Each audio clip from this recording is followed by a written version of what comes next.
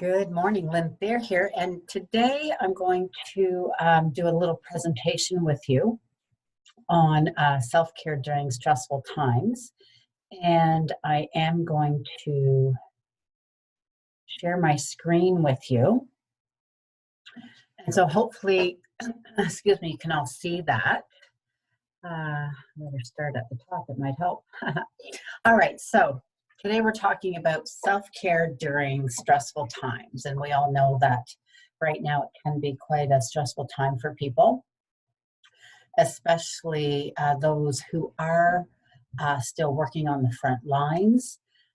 This is especially for those people.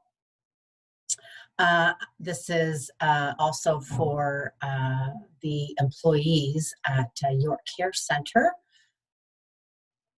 And so let's start off by talking about what is self-care. So self-care is taking small steps to live that healthy lifestyle every day. It's finding sustainable ways of replenishing and nurturing yourself. And it's any activity that we do deliberately in order to take care of our mental, emotional, spiritual, and our physical health.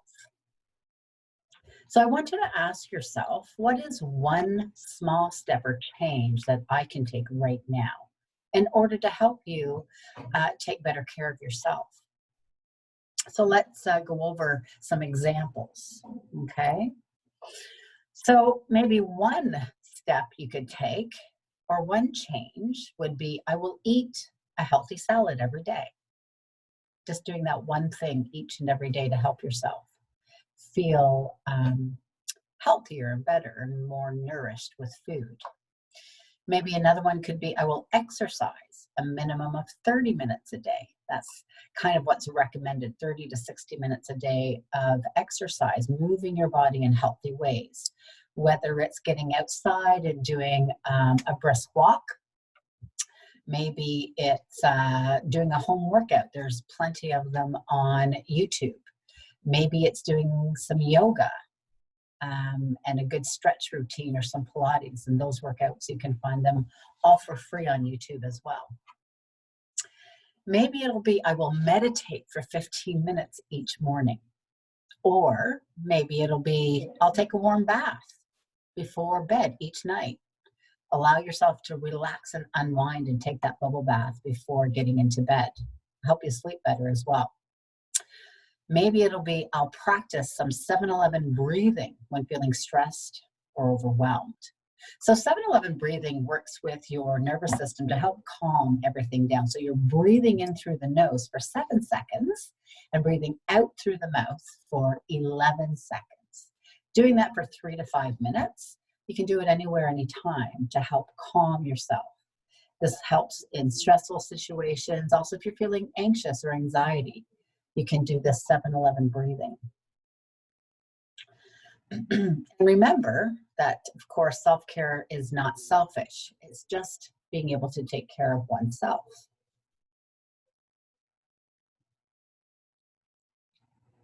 So what are some tips that you could utilize?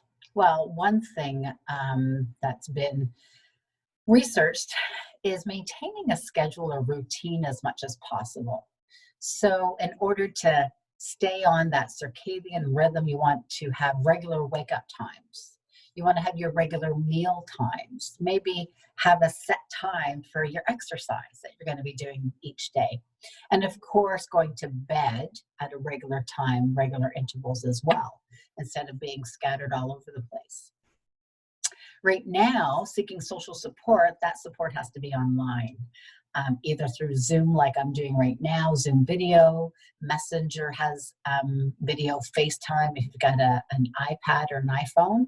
So different ways to connect and stay supported from a distance during this time. Allow yourself to engage in rest and relaxation, whatever you find relaxing. It might be sitting back and enjoying a tea with a good book, something of that nature. Let go of stress and anxiety, knowing that anxiety is a signal from your unconscious mind that you're focusing on what you don't want to have happen in the future. Anxiety is a future emotion. So when you're feeling that in your body, it's to ask yourself, what am I thinking about? What am I focusing on?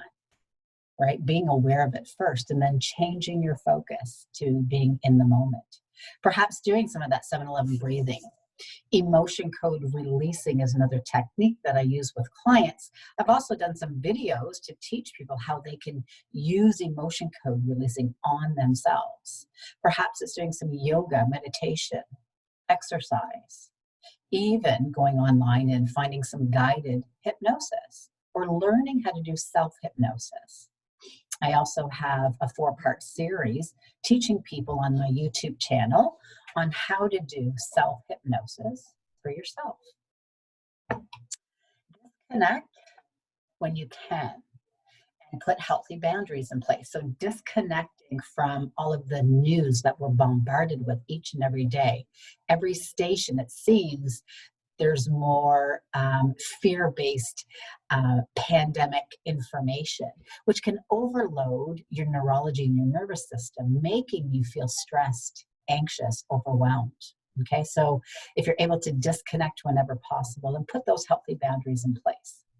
Take time to reassess, prioritize things in your life, and ask yourself, what truly matters, right?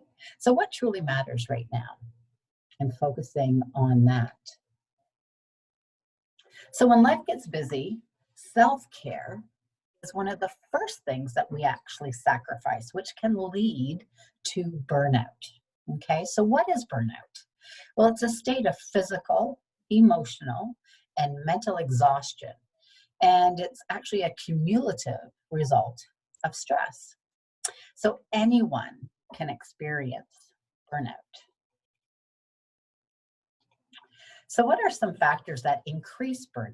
Well, putting pressure on yourself, pressure to complete huge amounts of work, either at home or at work. Maybe you're working from home right now and trying to balance and get all this work done when you've got maybe kids around, your spouse is there, there's different distractions, and it can be very exhausting. Trying to be everything to everyone and knowing that it's okay to say no is to create those clear and healthy boundaries for yourself. Maybe feeling out of control. Be aware of what is in your control and let go of what is not. Change the narrative in your head. If you can't control something or someone, allow yourself to say that it's okay. It is okay right now. Let go of that perfectionist mental attitude. Okay. So what are some more burnout signs? So it's to kind of reflect and see if you're experiencing any of these signs right now. If you have even more fatigue, right? So in the early stages of burnout, you might feel a lack of energy and feel tired most days. But in the later stages, you might feel physically and emotionally exhausted, maybe feeling completely drained and depleted. And you may feel a sense of dread about what lies ahead on any given day. Maybe insomnia has set in. And in the early stages, you might have trouble falling asleep or staying asleep 1 or 2 nights a week. But now in the later stages of burnout, insomnia may turn into a persistent nightly ordeal. As exhausted as you are, you just can't seem to sleep, and that affects you. So some more signs of burnout, of course, are forgetfulness, impaired concentration and attention. Maybe you have a loss of appetite or even an increase of appetite, one or the other. Maybe increased anxiety, depression, feeling anger, frustration, or being more irritable than normal, irritability. Having a pessimistic attitude, pessimism. Isolation, isolating yourself. I know we're supposed to be at home, but if you're completely isolating yourself off from everyone, that can be counterproductive. And of course, poor productivity. So what are some helpful strategies when feeling this overwhelming stress, perhaps burnout signs? Is to educate yourself, of course, on the causes, the signs, and the symptoms of burnout. and that overabundance of stress. And that's what I'm trying to do here today, is give you some of that information. Delegate whenever you can, and say no while you're recovering from burnout. Practice effective coping strategies. And a little review for us here is, again, going back to those breathing techniques. You can choose to do yoga, meditation, perhaps learning some self-hypnosis, being mindful. Mindfulness is just being in the moment, not thinking about the future right now, because that could create anxiety, just being totally in the moment. Some emotion code releasing, which is something that you can learn. Maybe some people like to journal. Music is very therapeutic. Doing some art, exercise, maybe having a bubble bath, other things of that nature. Maybe some people like to use the different essential oils. I have some at home where I can diffuse them into the air.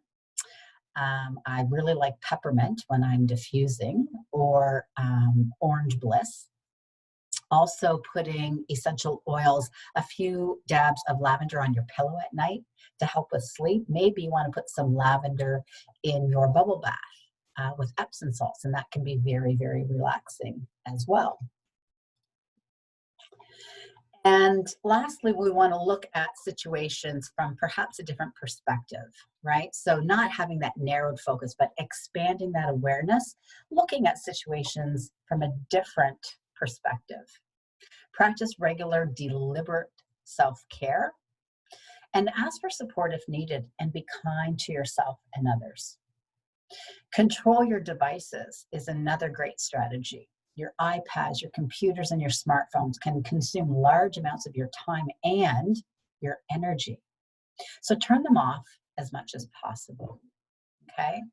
And lastly, of course, as a reminder, just to be kind to yourself and to other people. And of course, if you have any questions, you can send them to me. My email is lthier@yorkcarecenter.ca.